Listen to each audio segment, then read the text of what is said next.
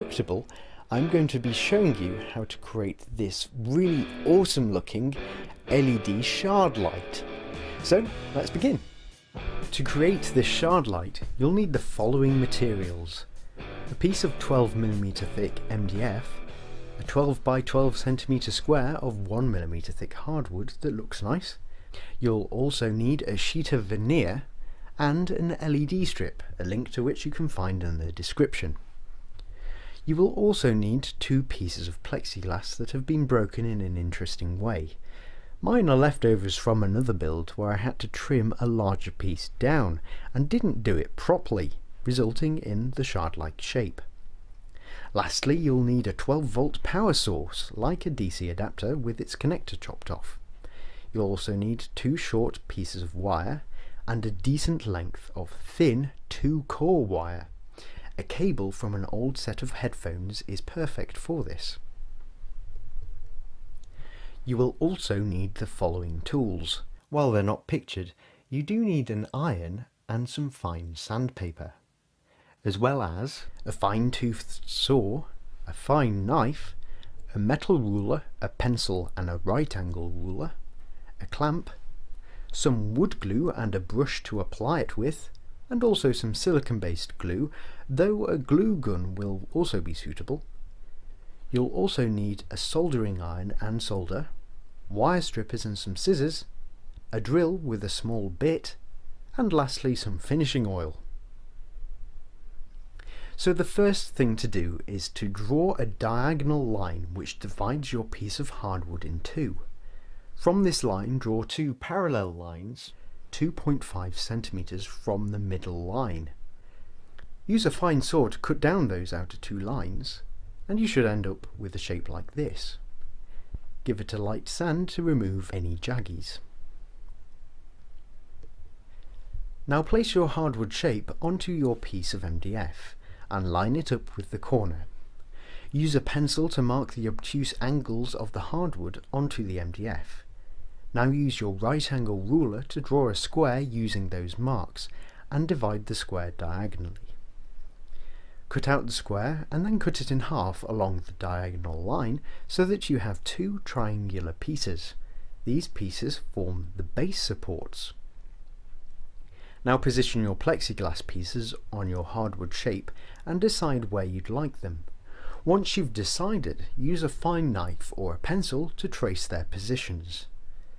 Now it's time to score along your traces using the fine knife. What you need to do is clamp a ruler down onto the hardwood shape, being careful to position the ruler's edge along one of the traces you made earlier.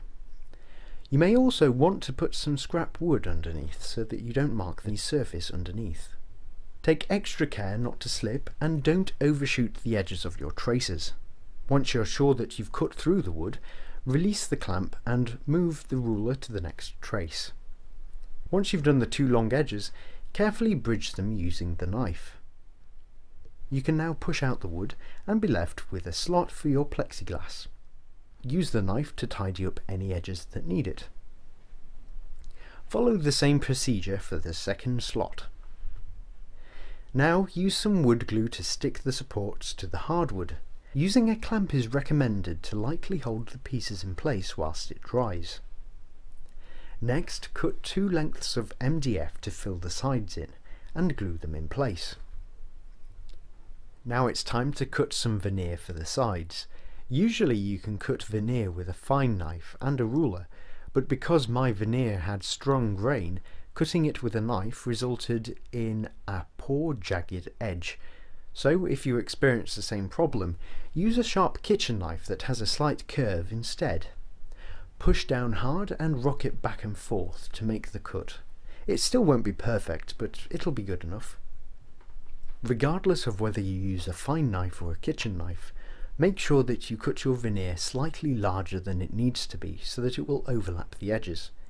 This means that it will have a nice gapless finish once you sand it down. Once you've cut your veneer, use a knife to score the veneer into sections which correspond to the corners on your base.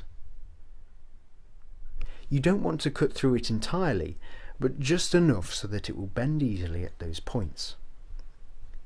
After making sure that they fit properly, Coat the insides with wood glue and make sure that the edges in particular are well coated. Once done, leave them to dry for an hour or two, but don't leave them longer than 4 hours. So after they've dried, carefully position the veneer onto the base. Now use your iron, with no water in it, and carefully iron over the veneer. This melts the semi-dried glue and sticks the veneer down nicely. Make sure that the edges are well stuck and be careful not to burn yourself. Leave it to cool down and then sand down any overlapping pieces using some fine sandpaper like P150. Always sand along the edge in the direction of the veneer, never across it, so that you don't accidentally pull it away from the wood. Spend a fair amount of time sanding so that you get nice smooth edges that blend together nicely. Once you've done, you can begin adding some finishing oil, which makes the wood glossy. Don't put too much on at a time, and you'll need to give it at least 5 coats to get it to be shiny.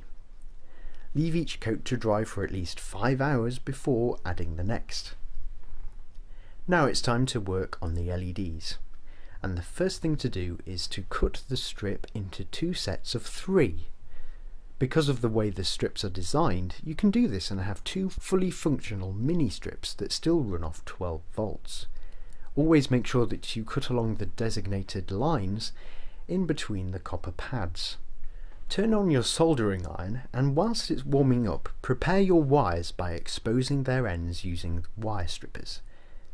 Add some solder to these ends and also add some to the pads on the strips. Now solder your wires to these pads. The polarity is marked, so I'm going to use the dark wire for the negative side and the red wire for the positive side. Cut the wires shorter and again prepare them by stripping the ends off and adding some solder. Then solder the wires to the second strip.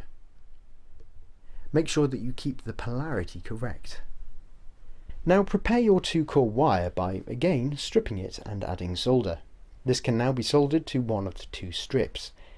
Take note of the polarity for later, so in my case I have to remember that yellow is positive and white is negative.